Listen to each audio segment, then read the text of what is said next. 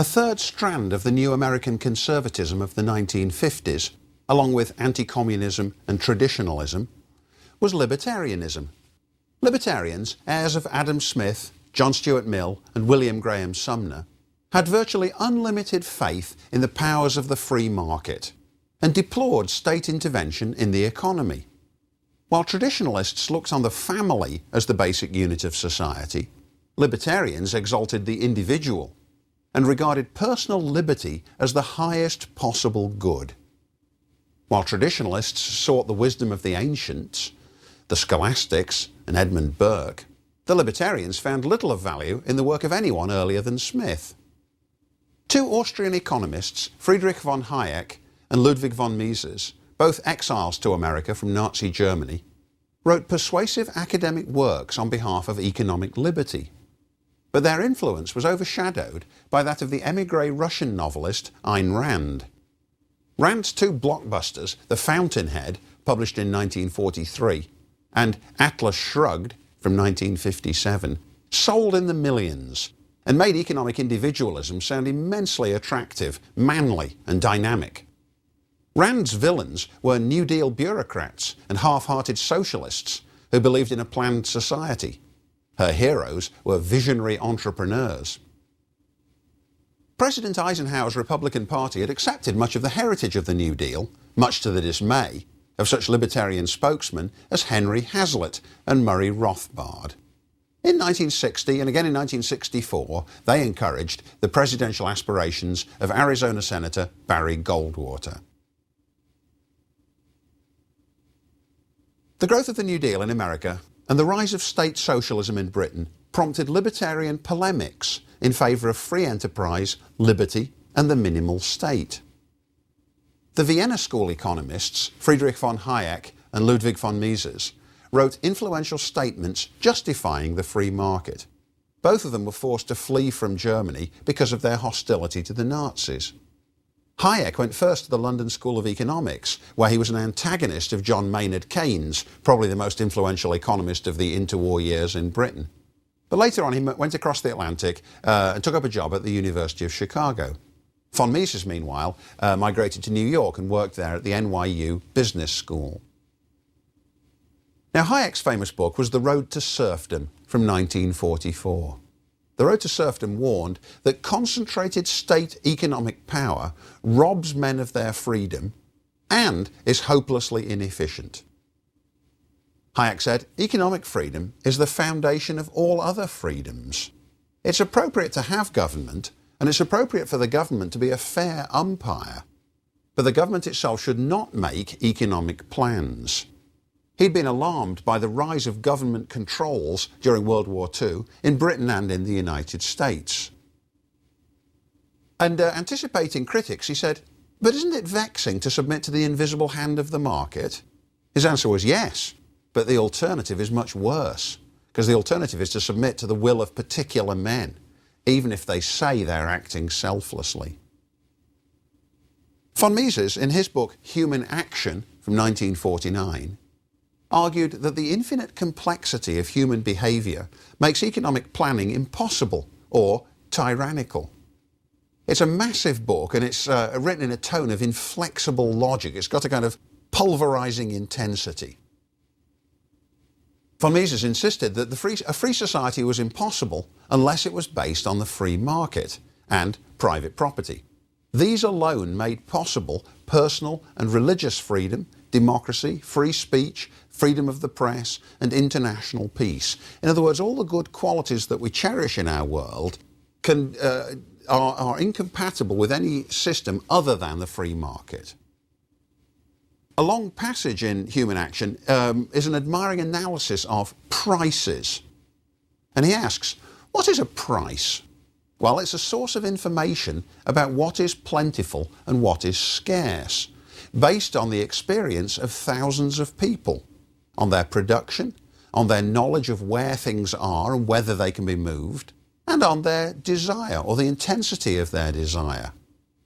But prices are a wonderful information mechanism, but they can only exist in a free market. He said, by contrast, socialised economies don't really know what's plentiful and what's scarce. Instead, they have to guess. And this was, in fact, a point beautifully illustrated by the fortunes of the Soviet economy throughout the 20th century, where there were nearly always shortages of everything, partly because they were so inefficient and because incentives were so low. But now and again, there'd be a sudden abundance of things not really needed, because the centralised planners for once had overestimated the amount of need for something. In other words, a centralised economy can't possibly be as adaptable as individual entrepreneurs' response to perceived needs. And their perception will only be good if there's a plenty of free exchange of information, making the price mechanism more nearly perfect, more informed. And one thing that von Mises emphasised particularly strongly, as had Hayek, was this, that market economies are dynamic. Tastes and needs are constantly changing. And the entrepreneurs who stand right at the centre of this system are people who can adapt quickly to meet new demands and changes in taste and changes in needs. Like Hayek, and in fact like Ross Hoffman, who we looked at last time, von Mises argued that Nazism was not a right-wing movement. No, it was a left-wing movement because it brought business under state control, just like the other forms of socialism. He also drew attention to the fact that Nazism was a name for the National Socialists. And he noted that in the case of the Italian fascist leader, Mussolini, he'd made a switch from socialism to fascism because they were both forms of left-wing movement. Similarly, the leader of the British Fascist Party, never a significant political group, Oswald Mosley, had been first a socialist and then a fascist. Two forms of left-wing movement. What these Austrian economists had in common was the belief that centralised planning destroys personal liberty. Here's von Mises again.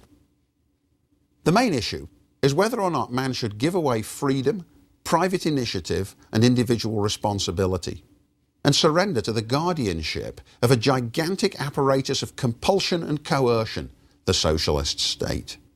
They, the socialists, call themselves democrats, but they yearn for dictatorship. They call themselves revolutionaries, but they want to make government omnipotent.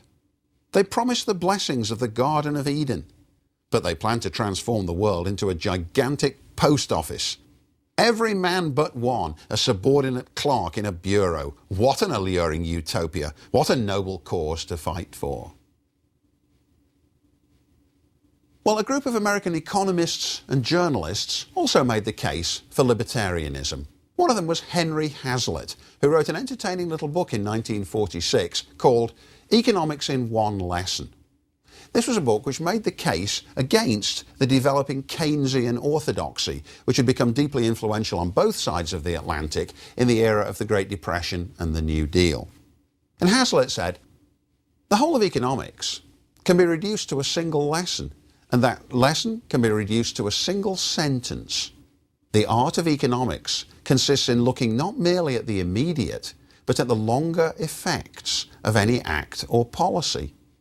It consists in tracing the consequences of that policy, not merely for one group, but for all groups. That's what economics is, as Hazlitt tells us. Now, John Maynard Keynes, in arguing for deficit spending, his idea was that during times of depression, the government should spend far more than it's taking in the hope that later on it will be able to balance its budget by taking in more than it spent in boom times. Keynes had once been asked whether in the long run his plan wouldn't create impossible difficulties because of the reluctance of people later on to pay the debt. And Keynes had answered, in the long run, we're all dead. In other words, let's think about our own generation and leave later people to take care of themselves. Now, this response seemed to Henry Hazlitt outrageously irresponsible. He wrote, there are men regarded today as brilliant economists who deprecate saving and recommend squandering on a national scale as the way of economic salvation. And when anyone points to what the consequences of these policies will be in the long run, they reply flippantly, as might the prodigal son of a warning father, in the long run, we're all dead. And such shallow wisecracks pass as devastating epigrams and the ripest wisdom. Well, Hazlitt's book is full of homely examples as he tries to explain, moving from the micro to the macro level, how an overall economy works and how it works best if the market is free. In one passage, he imagines what would happen if a vandal broke the window at a baker's store. He says, what would happen when the vandal breaks the window and some onlookers gather around? And he says, now some of them will probably say to themselves, this broken window will create work for the glazier, enabling him to earn more money, which he can therefore spend and put into the economy. So it looks as though the smashing of this window has an economic benefit. But, says Hazlitt, those onlookers forget that the baker will have to pay for the window, and therefore he can't buy a suit for which he had saved $250. And the passage goes on like this. The glazier's gain of business, in short, is merely the tailor's loss of business. No new employment has been added. The people in the crowd were thinking only of two parties to the transaction, the baker and the glazier. They had forgotten the potential third party involved, the tailor. They forgot him precisely because he will not now enter the scene. They will see the new window in the next day or two. They will never see the extra suit, precisely because it will never be made. They see only what is immediately visible to the eye. Well, this was a little parable on the part of Hazlitt, warning people not to look only at what's immediately apparent to the senses in thinking about economics. No, good economics means realizing what opportunities have been lost in the long term, as well as what short-term goals have been met.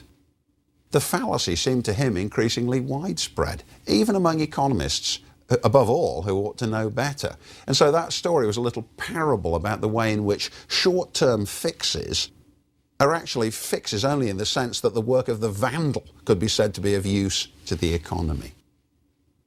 Hazlitt was one of a group of libertarians who refounded Albert J. Nock's journal, The Freeman, in 1950. And I spoke about Albert J. Nock a few lectures ago. He was the man who wrote the two books, Our Enemy, the State, taking the view that the state is always our enemy, and The Memoirs of a Superfluous Man, in which he said the vast majority of people scarcely qualify as being human beings at all. Well, Henry Hazlitt, along with Suzanne Le Follett, who'd worked on the old Freeman, and John Chamberlain, all of them highly connected in the New York media world and all very enthusiastic about free market economics, got together and began to and refounded this journal.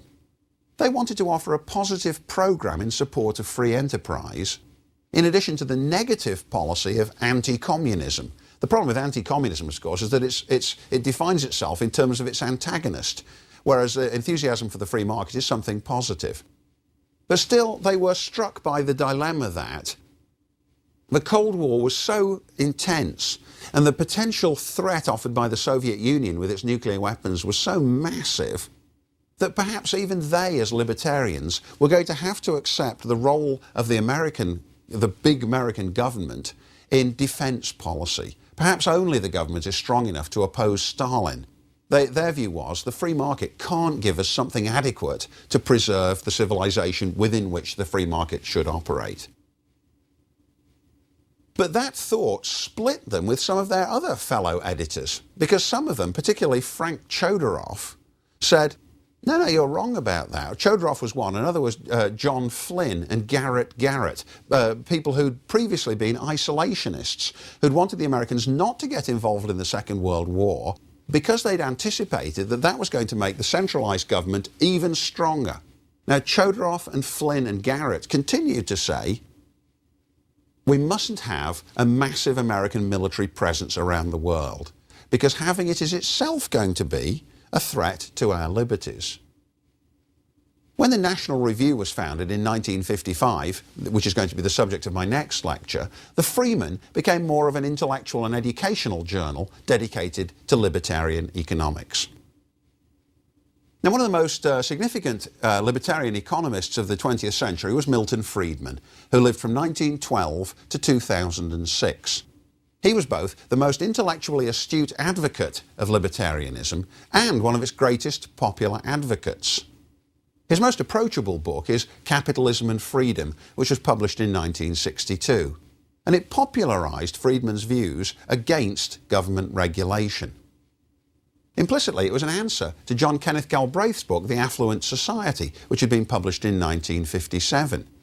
Galbraith, in a beautifully written book, argued for a greater role for the government in running the economy. Friedman argued for a smaller role for the government. And the two men, both of them brilliant speakers, debated often in the 1960s and 1970s. It was always a great pleasure to see the two of them going at it together, as I once had the chance to do when I was a graduate student in Berkeley.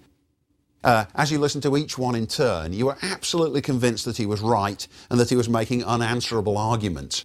But then you'd hear the other one, you think, oh yes, that's right as well. They were both virtuosos and both brilliant performers. Now, said Milton Friedman, the great virtue of capitalism is that it decentralizes power and it minimizes coercion. Second, capitalism has proved that one nation's gain does not mean another nation's loss. All of them can grow richer under capitalism. And third, capitalism doesn't discriminate. The price system tells you how much something costs, but not who made it, and not who can or cannot buy it. It's open to everybody. And in fact, the system works best when there is no discrimination. And so in some artful passages, Friedman shows the decline of discrimination is coterminous with the spread of the market economy. The book's full of good ideas. In Capitalism and Freedom, Friedman advocates educational vouchers, the idea which has persisted ever since, that instead of having a community taxed and then setting up a public school paid for by tax money to which all the kids in the locality go, every parent should be given a voucher and then should choose, worth a certain amount of education money, and then should choose which school their kids should go to. And it won't be long before the kids are going to the good schools, which therefore will grow bigger and thrive. And it won't be long before the bad schools are going out of business because they don't offer high quality education. So the voucher system is Friedman's way of saying the free market will work well even in the environment of education. And the government, by giving vouchers, will assure that every kid can still get an education paid for by the state, but now the schools are going to be much better. Higher quality education is certain in a market environment. He also advocated the negative income tax. The negative income tax says all citizens earning incomes above a certain threshold should pay a percentage in tax. But below that threshold, the government should actually give money to people who are not earning enough. It's much better to do that, just to simply give them money, than it is to have a wide array of anti-poverty programs of the kind which were beginning to develop in the Great Society under President Johnson. Because anti-poverty programs often aim at one result, but have unexpected negative byproducts. This is a point we're also going to pursue when we begin to investigate the work of the neoconservatives. Milton Friedman's book, A Monetary History of the United States, published in 1963, was important partly because it cast doubt on the standard explanation of the Great Depression. And it blamed the government policy of withdrawing money from circulation for the intensity and duration of the Depression. He said, the Depression wasn't a demonstration of the need for more government intervention, as advocates of the New Deal claim. It was rather an illustration of the harm that powerful government agencies can do to bring on financial instability. In other words, had this tampering with the economy not taken place to begin with, the Depression would have been much less bad. So he's offering an alternative general theory for the causes and duration of the Great Depression. Friedman worked at the University of Chicago. One of his colleagues there was George Stigler, and in the end both of them won Nobel Prizes for economics, both very, very important figures. Stigler was interested in government regulation, and he noticed, after careful experiments, that government regulators were never able to bring down the prices charged by the industries which were being regulated. He asked why not, and he discovered that there was a revolving door between the industry and the regulatory agency. In other words, somebody would work in the auto industry, for example. Then, because they knew a lot about that industry, they'd go to work in the regulating agency for a while, and then they'd come back to the industry itself. The same people were actually running it, and they all had the same essential outlook, even though the regulators were supposed to be standing as a police force over against the business. And in fact, Stigler also found that the businesses actually want regulators because they have the effect of conferring legitimacy on monopolies or near monopolies, oligopolies. It's a form of political insurance that the industry welcomes as a way of claiming that it's not irresponsible. Stigler and Freeman both believed that regulation was nearly always costly and counterproductive. It would be much better to let markets run unregulated. They said, even businesses in a near monopoly position must act as though they had competitors, because if they don't, they very soon will have competitors. Again, later in the 20th century, there were some lovely examples of that. Massive companies like IBM and General Motors began to perform very poorly once they had a near monopoly position, with the result that hundreds of startups or foreign competitors came into the American market to begin to erode their market share and to force them to produce either better quality goods or to drive them out of business. But despite the many important people whose names I've mentioned, probably no one did more to popularise libertarian views than the eccentric Russian émigré novelist Ayn Rand. In her first great novel, The Fountainhead, published in 1943, she celebrated the achievements of a great architect and his determination to fulfil his own vision and not to compromise with the conformist drones or the lackeys of the state. The hero of The Fountainhead is a great architect called Howard Rourke. He builds a beautiful building. The bureaucrats and the regulators intervene to try to modify it, and rather than let them do so, he dynamites it in a dramatic scene, saying, "It's got to be the way I saw it, or I won't let it exist at all." When he goes on trial for this act of sabotage, he makes a great dramatic speech, one of Rand's great set pieces, in which she makes the claim that mankind hates geniuses even while using their discoveries. And here's what Howard Rourke says when he's on trial.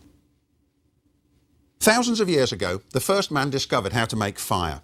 He was probably burned at the stake he had taught his brothers to light. He was considered an evildoer who had dealt with a demon mankind dreaded. But thereafter, men had fire to keep them warm, to cook their food, to light their caves. He had left them a gift they had not conceived, and he had lifted darkness off the earth. Centuries later, the first man invented the wheel. He was probably torn on the rack he had taught his brothers to build. He was considered a transgressor who ventured into forbidden territory. But thereafter, men could travel past any horizon. He had left them a gift they had not conceived, and he had opened the roads of the world.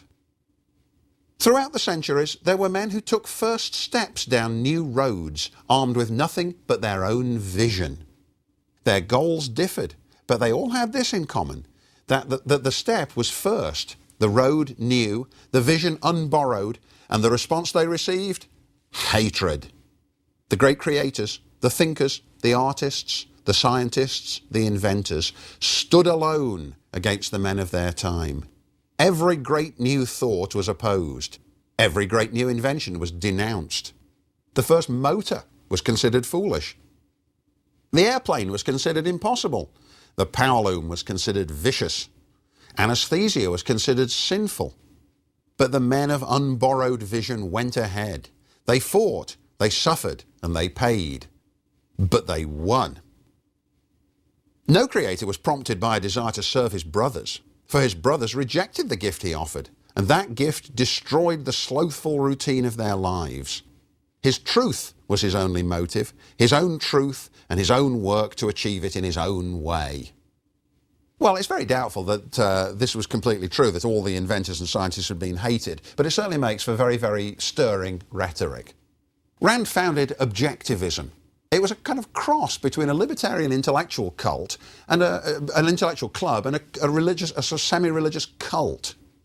Its members were expected to share in Rand's odd interests. She loved jewellery in the shape of dollar signs. She loved dancing the tango. And above all, she loved smoking, which she thought was life-giving. Her chief disciple named himself Nathaniel Brandon. This wasn't his real name, but the idea of Brandon is it's Ben Rand, with the word Rand inside the Ben, Brandon. In other words, he's claiming that he's the son, or he's the metaphorical son of Rand herself. There were all sorts of strange tales coming out of the objectivist world about sexual mix-ups there, that Brandon and Rand themselves were cohabiting, and that their mates were expected to put up with it because these two were the great geniuses. Well, many of the objectivists were teenage boys who loved the stirring stories. But among the more distinguished members of the objectivist circle was Alan Greenspan, who later became the head of the Federal Reserve. Rand's second great blockbuster was Atlas Shrugged, published in 1957. It was an immense bestseller, and the plot imagines a worldwide catastrophe that would ensue if the world's great capitalists all went on strike. The story follows a railroad manager named Dagny Taggart. You've only got to hear her name to know how purposeful she is. It's an anagram of dagger, and those hard consonants in her name tell you straight away what a dynamic figure she is. Dagny Taggart. But bit by bit, she's noticing the mysterious disappearance of the great entrepreneurs from her world. The entrepreneurs and the great thinkers, one by one, are disappearing. And people murmur to one another the mysterious question, who is John Galt? At last, she learns that Galt is the leader of the great men of mind, the geniuses and the leaders, who refuse to live in a world of socialism and altruism and collectivism. Oh, incidentally, she hated altruism. She wrote essays with titles like The Virtue of Selfishness. Anyway, John Galt's return and his 100-page speech are the climax of the book. What's happened is that he's gone on strike. He's been living in a mountain fastness in Colorado, and one by one he's been encouraging the other great men to come and live with him, because he says to them all, if we, the great ones, go on strike, society will suddenly be helpless, and it will suddenly realise that it can't possibly do without us. Here's his great speech, or a bit of it, because the speech as a whole is 100 pages long, and it really outlines the whole of Rand's theory. He says, we're on strike against your creed of unearned rewards and unrewarded duties. If you want to know how I made them quit, I told them exactly what I'm telling you tonight. I taught them the morality of reason, that it was right to pursue one's own happiness as one's principal goal in life. I don't consider the pleasure of others my goal in life, nor do I consider my pleasure the goal of anyone else's life. I am a trader. I earn what I get in trade for what I produce. I ask for nothing more or nothing less than what I earn. That is justice. I don't force anyone to trade with me. I only trade for mutual benefit. Force is the great evil that has no place in a rational world. One may never force another human to act against his or her judgment. If you deny a man's right to reason, you must also deny your right to your own judgment. Yet you have allowed your world to be run by means of force, by men who claim that fear and joy are equal incentives, but that fear and force are more practical. Well, I need to emphasise that Ayn Rand was very widely admired, and she drew thousands of new recruits to the conservative movement as it developed in the 1950s and 60s. Many of whom, after a stay in her world, defected, as she saw it, to other parts of the movement, particularly moving on to traditionalism. But equally, although she was widely admired, Rand was always widely mocked and parodied by critics, including other people in the conservative movement, like Whittaker Chambers, who argue that the world of atomised supermen that she imagined in her fiction was the antithesis of real conservatism. Listen to the hard words in Whittaker Chambers' review. Out of a lifetime of reading, I can recall no other book in which a tone of overriding arrogance was so implacably sustained. Its shrillness is without reprieve. Its dogmatism is without appeal. It consistently mistakes raw force for strength. It supposes itself to be the bringer of a final revelation. Therefore, resistance to the message cannot be tolerated. From almost any page of Atlas Shrugged, a voice can be heard, from painful necessity commanding, "To a gas chamber, go!" More recently, it's been beautifully parodied in Tobias Wolff's novel, Old School, published in 2004. And the novel is set in a prep school in New England, whose literary club invites famous writers to come to talk to the students. And it's about how Rand herself, with a crowd of objectivists, comes to speak to the boys, makes an enormous impression on the young boy narrator, who reads the books and begins to think of himself as a Randian Superman. When he goes home for the vacation, he despises his family members because he thinks of them as being like the drones. But then he catches flu and feels terrible. And he's extremely glad that his parents and his relatives are there to nurse him through it and to show him little acts of selflessness and kindness. Anyway, the book's brilliantly effective debunking because it shows that nobody can possibly spend an entire lifetime living up to the rigorous ideals that Rand set. Another important figure in the development of libertarianism was Murray Rothbard, who lived from 1926 to 1995. Briefly, he was an enthusiast for Rand, but he soon became independently important as a leading libertarian intellectual. He'd studied under Ludwig von Mises at New York University, and after reading Atlas Shrugged, sent an admiring letter to Rand, but she rebuffed him when she discovered that he didn't smoke and that he'd married a religious woman. She was implacably opposed to religion because she thought that was mere superstition, and she hated the Christian message of charity and love for one's fellow men. Murray Rothbard's distinctive because he denied, like some of the members of the Freeman, that the Soviet Union posed a massive threat to the United States. He resisted the steady growth of the military-industrial complex and the increased power of the centralised state. Like Nock, his view was, the state's always our enemy. I'll say more about Murray Rothbard in a later lecture. He became the central figure in the development of American libertarianism in the 1960s and 70s.